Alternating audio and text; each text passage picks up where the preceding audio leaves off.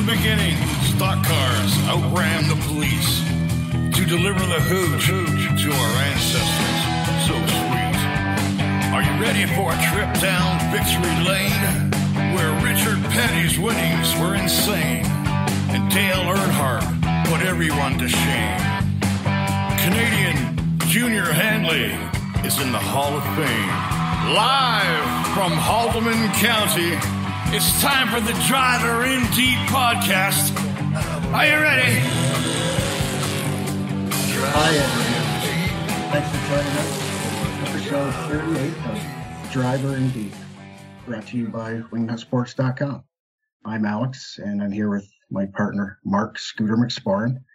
We have Dave Bailey joining us today, who has won somewhere around 17 or 18, he'll probably tell us, track championships, both on asphalt and dirt. And honest to God, if you look up wheelman in the dictionary, Dave's picture is right there. Oh, right beside yours? No. No, he's got me. He does, eh? Well, you know, I haven't met Dave, but when I saw what he's accomplished, I was really quite blown away, Alex. And, you know, he's also from our neck of the woods here in Haldeman County. And I guess I have a question for you. Would it be fair to say that he's what you would call a quiet champion? I think that is fair. Dave, he doesn't tell everybody or flaunt his stuff, his success all over the place, which I think is really cool. Sure, he'll post when he wins or he has a 3-for-3 weekend or anything like that, but he's always respectful to sponsors and telecompetitors. And yeah, he just, you know, he's just, you go through the pit area and he's just Dave. And those guys are just ready, you know, even though he's only ran 2 divisions and he's super well respected. Sometimes people win a lot and they are, you know, real cocky, and right or wrong, they rub people the wrong way. Yeah, I'm sure that might have something to do with the competitive nature of being a wheelman. And that also might explain a few things about you, Nags. But as far as Dave's concerned, like, he certainly doesn't appear to rub people the wrong way, as you say. So I'm guessing that he's also not going to have any dirt on you either. And I also guess that means you won't have to pay him. No payment necessary, buddy. I'm telling you. Squeaky clean as a whistle. Yeah, clean as a whistle. Yeah, anyway. You know, I can't believe it's almost December. What I'll say is this. We probably shouldn't get my brother on the podcast. Well, no, I think we should. I don't know, though. We might not. We might have to put that one in the trash can after we're finished, though. We might. Yeah. Anyway, can you believe it's almost December? You know, Crazy. It's crazy. You know, Christmas is around the corner already. And, you know, here in Southern Ontario, it's definitely getting colder today, especially. And we've already seen some of that white stuff starting to fly. And it feels like, Alex, we haven't really talked much about disc golf lately. But after getting the summer under your belt, I'd like to ask you, how's your game coming along? And are you going to be brave enough to come out and play throughout the winter with me? Well, first off, I'll say this. It's been a blast, and I've improved, which keeps me coming back. I like the fact that we've introduced a whole bunch of people and have met some great people out in the course. And the biggest surprise and pleasant surprise for me is that our wives, Sandy and Joni, have taken to it, go out and play on their own, play in women's leagues, different things. So, you know, now I have something different I can buy Sandy for Christmas also. So I'm looking forward to that. And yeah, you know what? Nice days all go for sure. Yeah, you know, I do. I think it's great that our wives have taken so much to disc golf, and they're both improving a ton. You know, I noticed it really last weekend. You know, they're pretty serious about trying to make those putts now, which is a lot different from where they started. But, you know, there's certainly enough stuff, Alex, at the True North Disc Golf Store. I'm giving them a plug there in Brantford. And you'll have no shortage of gifts to pick up for Sandy. And, you know, she should score, you know, for once this year. Unlike the Leafs, 5-on-5 anyway. And as far as winter disc golf, don't even need to score. What's that? We don't even need to score 5-on-5. Apparently, they're top 5 in the league. Yeah, well, you know what? Wait till the playoffs come.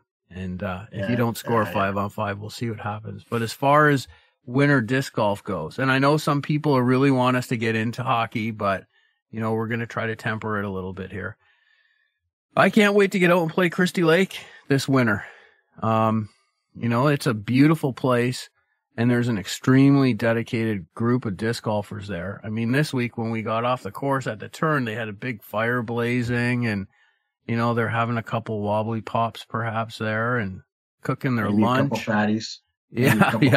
Yeah. I'm sure there's that too. But, it was really quite an amazing community there. And I'm sure that, it's going to look great with some snow on the ground out there. And I'm really I'm looking forward to taking some newbies out there soon too. Yeah, that'll be great. Speaking about people that we have introduced, we didn't really, I guess we introduced him. He listened to us in the podcast and, said, I got to try this. And that's Brad Halton. Mm-hmm. And especially, we've got to give Brad and especially his wife a huge shout out and let her know that we're thinking of her as she's going through some really tough health issues right now. And we wish her all the best. Absolutely. Brad's from drivercal.com in case some of our listeners don't know that. And they're one of our partners. And Brad is also one of the good guys, man.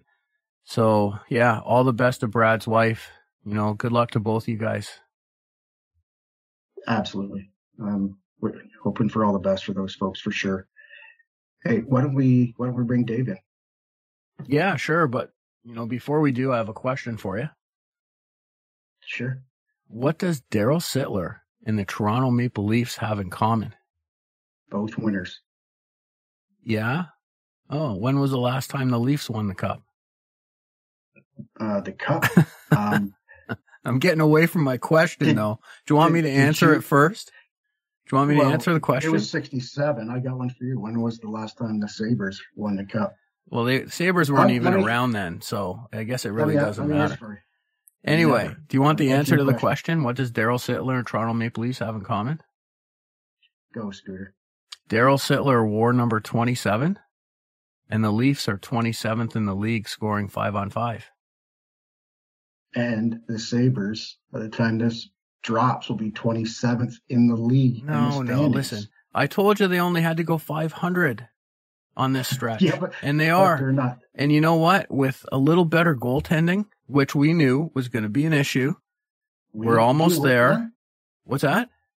Do you play for them or work for them? Why? Well, you have to keep saying that. It's true. Just like you won't identify yourself with the Leafs. You won't identify yourself as being a Leafs fan, but we all know it's true. You may as well wear TML on your hat. Not a chance. Never. All right. What do you think? Should we get Dave on here or what? Yeah, let's get him. Hey, Dave. Mark here. It's nice to meet you and welcome to Driver and Deep. Alex and I really appreciate you taking the time to join us today. Yeah, thanks for having me. Finally, another dirt racer on here after your boy Plazik. Yeah. So go ahead. No, that was cool to hear from him. It's like he's a guy that's always been around, but like kind of, I don't know, it's been a while, so it was cool to hear him on your podcast a little bit back and his tire stories and stuff like that. Oh, that's right. It was. Yeah, it was for sure. He's got some great stories, just like the rest of us. But listen, like so many racers that we've had on here, family, in your case is no different. Your family's rooted deeply in the sport. And for those that don't know, tell us about your racing family. Well, my uncle is cousin Randy Slack. I guess lucky for me, it's my mom's side, so I don't have the last name to live up to. But he ran. I think you've done okay, mini stocks.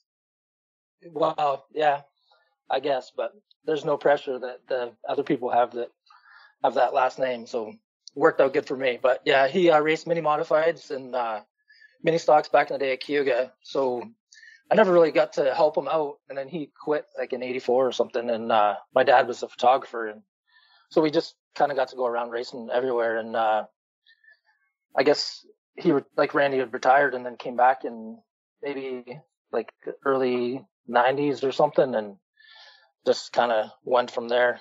Got to hang around and just watch and learn. So when you said your dad being the photographer, I remember that. Your dad lives in Caledonia, right? Yeah, correct. near the cemetery or something there. The bottom the bottom of the street. Yeah. I think your dad shot my wedding. See, I wondered that, but I didn't want to say anything because yeah, and it just dawned on me because and I'm trying to think, and it only makes sense, and because somebody, I think Sam Rounce or Randy, or not your uncle, but the other Randy Slack put me on to him, and yeah, did a great job. You have to ask your dad, see if he remembers, but yeah, well, I'm sure maybe we can find some pictures for the podcast. Yeah, I'm sure we could. Yeah, it was 2 or 3 years ago, but I like it. Just dawned on me that your dad did shoot our wedding. I'm positive about that. Sorry about that, Mark. Yeah, but that's how we got to go to all the races, was between him and like following him around with the Canada Midget Club and all the other, like he shot for Performance Racing News and stuff like that. So between going and watching my uncle race and then following my dad around doing photography, we got to see a lot of stuff. Yeah, and I mean, I seen him around, and your mom, Heather, of course, who I know is one of your, if not your biggest fan, but when, because I got to race against your uncle, and before he moved down south, which you hadn't mentioned. So your uncle, Randy Slack, I was telling Mark about this. How long has he been down there now? Over 20 years, right? But he actually had set me up.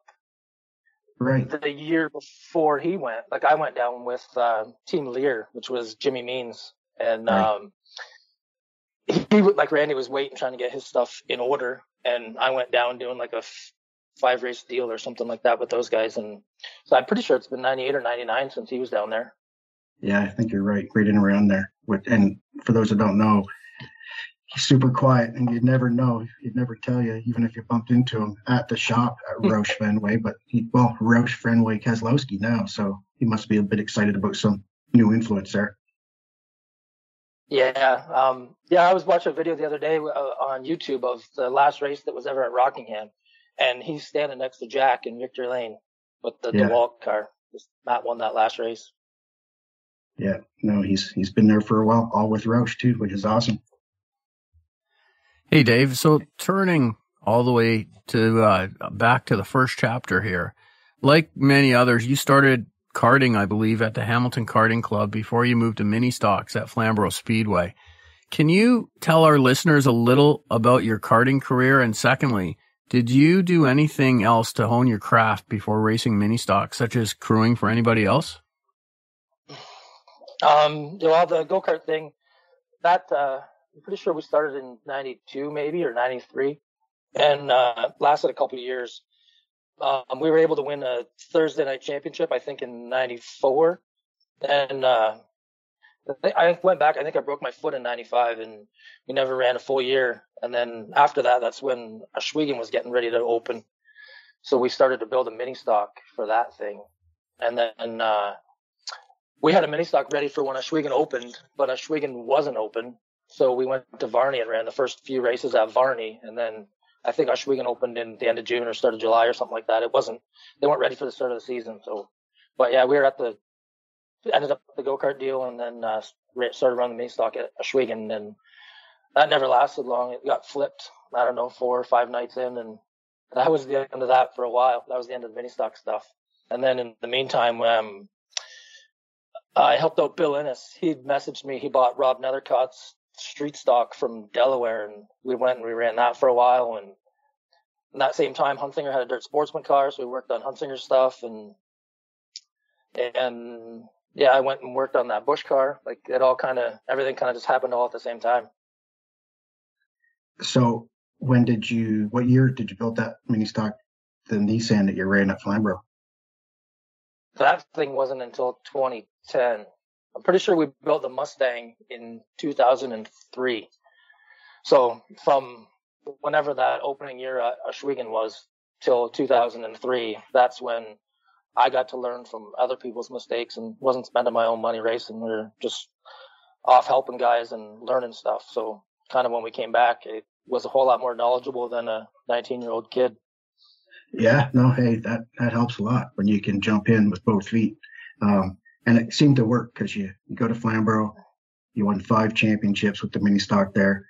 But you'd said, you raced some dirt at us weekend early. But once you got that Nissan and you won those championships at Flamborough, during that time you went to other paved tracks. I think I saw you raced at Delaware once. You did some dirt racing too. And I know you won on dirt with that car. Tell us about that mini stock journey. It looked like a lot of fun. I know you guys were super fast. I think you only won about 70 features of that thing.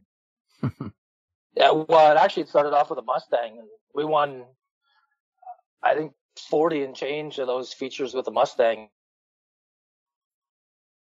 The Mustang was a guy he was building the 5-liter Mustang for the street, and I guess Ford's, you just, like, everything is already wired up for whatever you want. So he bought this 4-cylinder Mustang that had power seats and whatever. So he took all the stuff out of it, and he's like, "Hey, you want this thing? Maybe you want to build a mini stock?" And that's kind of how we did that. Like, that was almost an accident. I started racing again because the car was there. So we built it, and we ran that car all over. Ran that thing at Grand Bend and at Sauble and Varney. That's the same car I won at Ashwaubenon. We won the Art Hill Memorial with that thing in 2007. And then the Nissan wasn't until later on. Gotcha. We already talked about, we had Joe Plazek on our podcast a while back. He was actually one of our first guests. And, Joe also raced on asphalt and then ultimately ended up primarily on dirt. And in 2014, you switched divisions to the Thunder car or Thunder stocks. I believe that's when you went dirt racing and winning Rookie of the Year at Ashwaubenon. Would that be also the same year that you raced the same car on dirt and asphalt? Yeah, that was the first year after I got rid of the Nissan. My buddy Miller, he was like pretty much sick of watching me race mini stocks, and he wasn't really having a great time running the Thunder car. So he's like, "You need to move up, and if you want this thing as a roller, like, sell your stuff and buy a powertrain and go racing with it." So that's how that move happened. We sold that Nissan to Lapsovich's, and that's what Trayton started out in. And then that was the end of my mini stock career, and I went racing dirt on Friday nights and pavement on Saturdays. Yeah, so I remember that year at Flamborough, you guys were racing both Friday night at the Big O, which you guys ran automatic transmissions there. Then you come to Flamborough Saturday night, switched the whole thing over. Saturday morning, you include in the transmission, went to a standard for Flamborough, and which was awesome. I mean, I know you wanted to prove you could do both for the whole season, and I can't remember how you made out championship wise, but it was quite a feat. These guys were wore out by the end of the summer. Plus, there's also then I realized that the car you got from Mike was actually, and still is, my old CASCAR, that my last one that I had, that John Fletcher built for Sam Rounce and me. And we talked earlier about where Mike found that thing laying in the field full of water, and it's like 25 or something years old now. It's crazy. Yeah, I still have the CASCAR, the certification tag from it, and it was CASCAR certified in 1996. Yep. It's been through a lot between now and then. Yeah, I didn't have near as much luck as you did, buddy, with it, but it's a good piece. I was joking with you. I should get that off you when you're done and bring it back to my original CASCAR. I'd have my old car back. It'd be kind of cool. But the car's been good to you, that's for sure. Yeah, it's been through a lot. It's seen a lot of things. It's been beat up and whatever, but I don't know. I like it. It's happy. It's got a lot of time in it, and I don't know. I like where it's at. Yeah, Alex, good to him is a little bit of an understatement. I believe Dave's won 100 races in that car. I think the 100th was at Humberstone this past October. And you can correct me, but wasn't there also 10-track championships at 3 different tracks with that car? I think it should be 11 now. I missed one, Alex. 5, 3, and 3. 3 at Maryville and 3 at Humberstone. And he talked about 5 at Ashwaubenon. And he talked about the go-kart championship. And I said in our intro before we had John, I think that you'd won 18-track championships. So I'm close. Yeah, my kids know. I And try your mom not knows. to. Yeah, she does. That's how I know how many races I got. She keeps a scrapbook every year, so like those numbers are true. I don't know about the mini stock stuff, exact numbers on that, because she wasn't doing precise scrapbooks way back then. But we're for sure at 100, and all the championships are for sure. Yeah, so Mark, or Dave's mom, Heather, makes him a scrapbook for every season. And she's been doing it, what, Dave, since 2010 or something? I went back for the decade, but I've got, I think 2005 or 6. That's the first couple of years. I love it. Man, I'll tell you what, you're old school. And, sometimes you still race 3 times a week. Friday at Big O, Saturday at Merrittville, Sunday at Humberstone. And I remember reading a quote that you, a couple of years ago, might have been even 2020 during the pandemic, when you were talking to a St. Catharines newspaper about racing at Merrittville and then opening up for everybody. And you had a quote in there, I don't know if you remember it, and you said, I forget what the reporter asked you, but you said, I have to race because I have to race. I just need to. When do you think you'll ever slow down, buddy? I don't know. We built a mini stock at the start of last year just because we were bored and there was nothing to do. So we did that, and my son's only 10, so he's not going to be able to race for at least 4 more years probably. So I got at least 4 years in me, but I can't imagine. I don't see this thing slowing down. I think Plazik said he was in a go-kart at that age, 10 years old. Well, I can't believe you haven't got him in a go-kart yet. Yeah.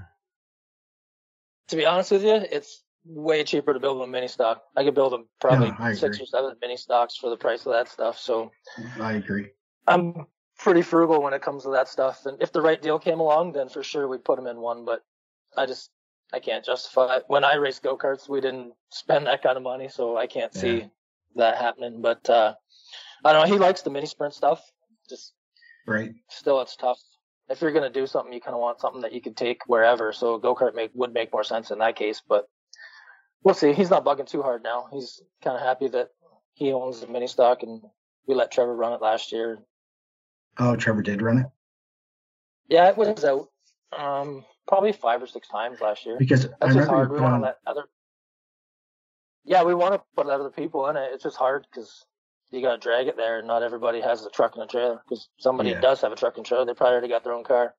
Well, I remember when you posted that on Twitter, and you finished it up. I was sitting in your shop, and you said you were looking for drivers. I called you about 5 times, but never answered. Yeah. Well, we hear that Mark's the Super Mario Niagara Falls go-kart champion. I see. Word gets around, Nags. Yeah. Mark would shit his pants in that little mini stock. 100%. 100%. All right, I have a question for you, Dave. And I'm glad you listened, by the way. How drivers get their numbers on a car is something that's always interested me. And when you ran the mini stock, you had number 31. And then you switched to Thunder stock, I believe was 49. Why those 2 numbers for you? The 31 is the number that my uncle always ran. And so that's what we were able to run with the mini stock. And then pavement racing, just I don't know if it was the time or whatever, but this pavement racing is always silly, and you can't have 2 cars with the same number. So there was already a guy that had 31 in the Thunder car when we moved up. So we figured that if we're going to move up and have a Camaro, then what better number than Brewster Baker? So that's why we went with the 49. Yeah, there's been a lot of takeoffs from the Brewster Baker movie and our days, but I don't think anybody is consistent as you. Yeah, that's the kind of the problem when you pick a number that's recognizable like that. You don't want to have like a black number 3 and then go out and not win races, or same as when you copy Hanley's number or whatever. You want to do that thing justice. So I guess with a fictional character there wasn't a whole lot of pressure, but the car sure gets recognized a lot. Well, it certainly sounds like there's a lot of thought that goes into it anyway.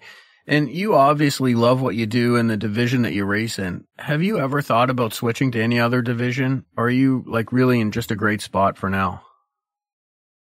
Other people think of it for me, but I don't really think of it for myself. Like I don't know, now it's kind of, you get older and your friends got stuff to do and it's harder to find people. And my son's the perfect age where he's learning now. So a lot of the time it's like now because of the pandemic, it's almost been a blessing for him because they never had fans. So I'd bring him with me in the pits and it would be like me, him, Zuba, and my dad. But he's the one here all the time. So he's learning and I'm happy doing what I'm doing. I'm not too proud to run a Thunder car. Like, I think that this is a great class and most of them are adults. You don't have to worry about racing against children. So I'm happy.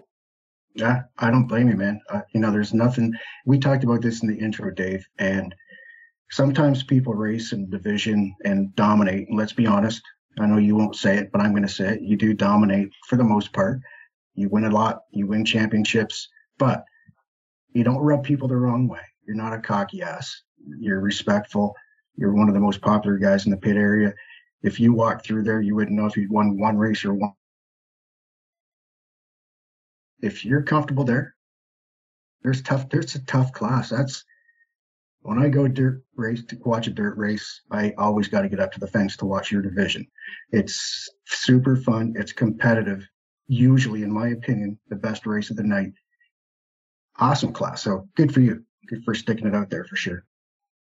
Yeah, thanks. No, I love that class, and there's guys like Rob Murray and stuff that like have been around longer than me, and it just seems to be a place where kind of you get there, and the next step is quite costly compared to what you already have invested. Yeah. So it's a good place, and they've kept the rules pretty much the same for a long time now. So all the stuff that you do have invested, you don't have to go buy new stuff every year, and it's just affordable and.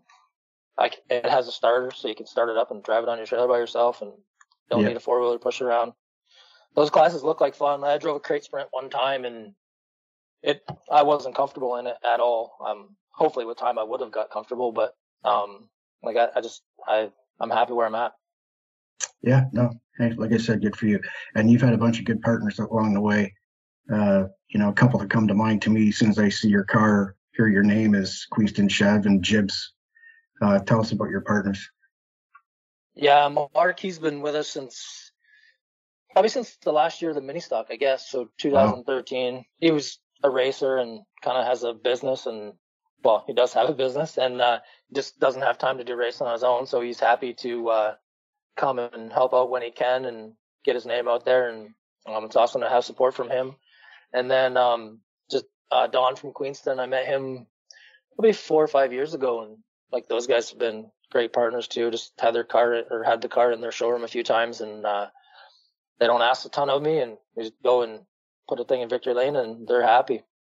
Yeah, Donnie's a good guy. Queenston's he helped out my family a little bit as well. And I know Don, when he was looking for somebody, he talked to not only me but a few people about you or if they should get involved. Of course, I said no. What a mistake that was, but no, you've done them proud, that's for sure, buddy.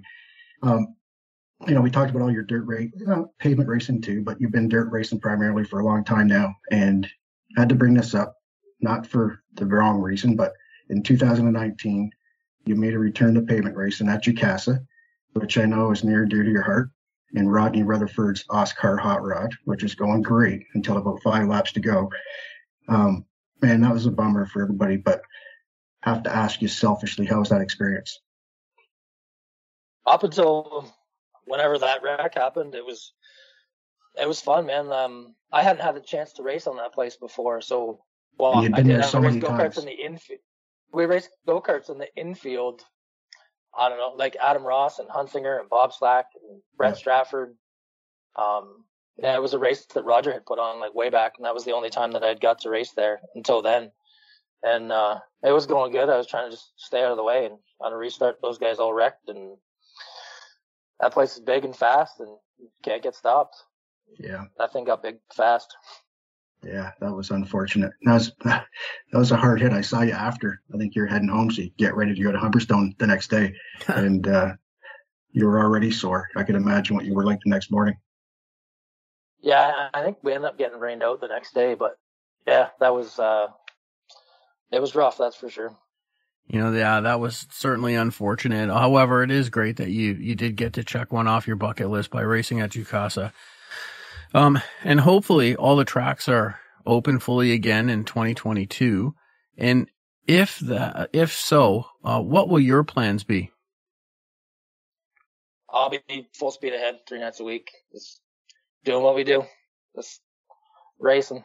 Hopefully Ashwegan gets back open, and as long as we can put this COVID stuff behind us, Maryville seems to be like they ran pretty much a full season last year as much as they could, and I would imagine that Humberstone will be on the same page. So we'll just go race and get to Brighton at the end of the year for the specials when we can, and just fit in whatever we can fit in.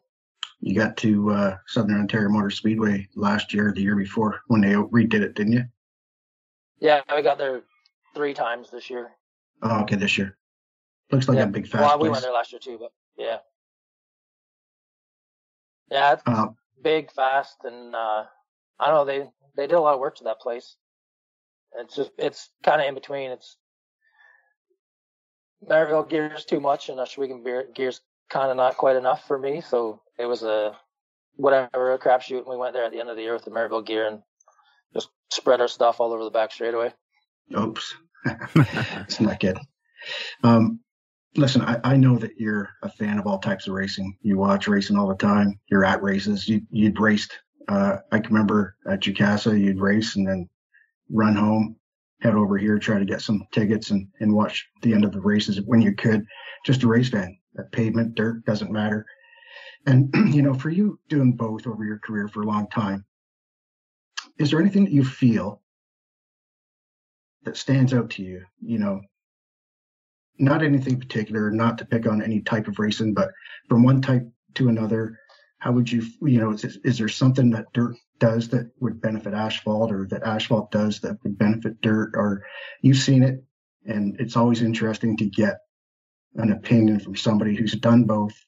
And I always think that there's always something that stands out that would be better if the other did it.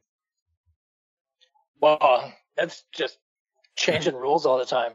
The reason I ended up on dirt is because in 14 I ran that car on pavement and on dirt, and at the end of 14 the asphalt way, they just kept wanting to change rules. So it didn't make sense to me to spend money to change a car I already had, and I just went dirt racing with it instead. Like, it fit the rules, so we just went dirt racing, and that's kind of what's kept us there. That's what's kept a lot of people there, I think. And even you'll notice now that a lot of old asphalt cars have made their way to the dirt, like Silverthorne's car is on the dirt, and that car that Winger won the championship with at Ashwegan, that was an old pavement car. Mine's an old pavement car. Trevor DeBoer's is an old pavement car. The 53 Schwedick, and I'm sure that there's way more than that, but those are the ones that I know of. And just, to me, it just doesn't make any sense to change like a perfectly good car. Like, I'll just change racetracks. Oh, I agree. And I can tell you, we've had those discussions that, once us paved tracks got together and started to hash out some things, that was one of the big things. And I think, now we've got, common rules on the asphalt side for the street super stocks now, which is kind of a spin-off of the Thunder stocks, which is great. And, it's starting to pay off. You're so right. I tell the story that I went to Flamborough in 1981 in a street stock, and I left there at the end of 92 racing the late model, and I never changed divisions. It's crazy. Yeah, that's the big thing. You got guys that want to go faster, and instead of changing classes, they want to change the class. And if you want to go quicker, you change classes. You don't change the class. Well, the problem is that the promoters let the drivers change the class. Listen, I was one of them, and I think that that's coming to an end now, which is great. I think the stepping stones are established again, and I think that it's starting to pay off on the asphalt side for sure. And that's a great point. I'm glad I've asked you that. You're absolutely right. I do think that the lesson has been learned, and I think they're getting better at it. So before we get you out of here, Mark's got some rapid fire questions. He'll make a statement or ask a question, and we need you to answer with the first thing that comes to mind, or as quick as you can. Go ahead, Mark. All right, here we go. Have you heard our rapid fire segment before, Dave? I have, but I never studied. Okay, good. The questions are not always the same anyway. That's okay. Here we go. Number 1, race wins or championships? Race wins. Spotters, are they needed or not needed? On dirt, you don't even have a mirror. Answer the question, Dave. We don't need a spotter. Okay, the best or toughest driver you've ever competed against so far? Probably the best season we had was I think there was a whole calendar year at Ashwaubenon. It went through 2 seasons, but 1 calendar year, and it was me and Ryan Dinning, and one of the 2 of us won every race, and that was a blast. And like, he's a buddy of mine, so that's great. And we were chasing like the all-time wins at Ashwaubenon too, so that was fun. And like, I don't know, I think that was the best part. Yeah, competition for sure. Favorite track so far? I think maybe Varney Speedway. Just you can go run around Varney by yourself, and it's fun. And you're wore out after like 10 laps. Yeah, I went there a bunch of my first and second year. It was fun. Yeah, it's a blast just running around, like I said, like by yourself. And if you can have fun on a racetrack by yourself, it's a fun place. Okay, a driver from the past that you wish you had a chance to race against now. I'd probably say my Uncle Randy. I'd race against him. He's not that tough. I don't think he's got much dirt experience, but I'd race him. You get to pick the track.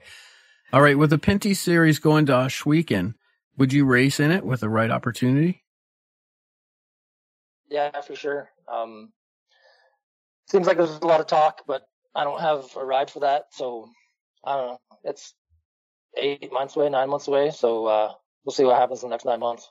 It seems to me, just prior to the pandemic, we sat in your shop, talked about just that, didn't we? Yeah, but nothing's came through yet. I don't have a deal, and I don't see a car with my name on it, but I think the key there is... It's still going to happen. It's still looking to happen, but I'm not committed to anything, so I don't want to get the wrong information out there. I think the key there is the right opportunity to that question. Mm-hmm. Agree? Yeah, it's like, honestly, it would be awesome to do it, but I don't want to do it just for the sake of doing it. If the deal comes along and I feel it's right, then yes, 100%, I'll be there. Well, if you're there, I'm there. If you could change one thing in racing, what would it be? Quit changing things. Yeah. That's an awesome answer. answer. Yeah. Okay. Do you have a big hobby outside of racing? Not really. I kind of just hang out in my garage and pedal. Got 2 kids, so we follow them around doing their stuff. My daughter's in karate and art classes and stuff like that. And then my son plays hockey, so it's time to do that now. Mention the magic word hockey.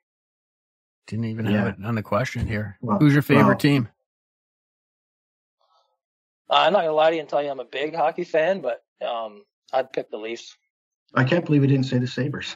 Well, I know. I'm surprised too, Alex. That shocks me. Nobody said that yet. Nobody wants to carry on. Well, hey, believe me, it's coming. All right, last question. This is a tough one. Yes, or something. Yeah, that's right. right. So who do you know that races from Fort Erie? There's a lot of Humberstone guys down there, Maryville guys. Oh, yeah, fair enough. We'll have to get one on and see what they say. You have to start doing some research. Coming up here. Yeah. Seeing you take a drink, Dave. Important question coming up. Yeah, last question. You're going to have to think long and hard on this. Crown Royal or 40 Creek? 40 Creek for sure. Yes. Drives my old car. I'm one of his biggest fans, and we both drink 40 Creek. Well, you know what? I think Dave should come over the next time we're over there, take the pressure off of me. We'll go to Dave's. Yeah. It's right around the corner from one of our favorite spots where he'll be going to later this week is Dinger's. Ah. Very nice. Have you been to Little Dings yet? No, I haven't. It's cool. Fingers here is walking distance, so I don't have to worry about getting myself in trouble. Yeah. Oh, that's the same as for Wiggies for me. How about you, Alex? You got a place you can walk to?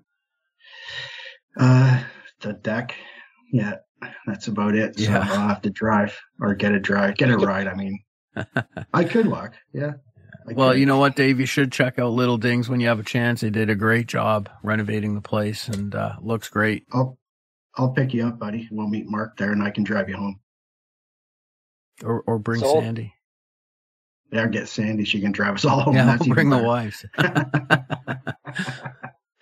All right, buddy. Listen, thanks, Wheelman. It's been great having you on. Appreciate it. Yeah, thanks for having me. It's I kind of felt like Don Thompson Jr. at the start of this thing, pretty nervous, and you guys made it pretty comfortable, so thanks. Oh, that's great. And listen, Dave, happy holidays and the best of luck to you in 2022. Thank you. We're wide open sideways. All right, you're clear.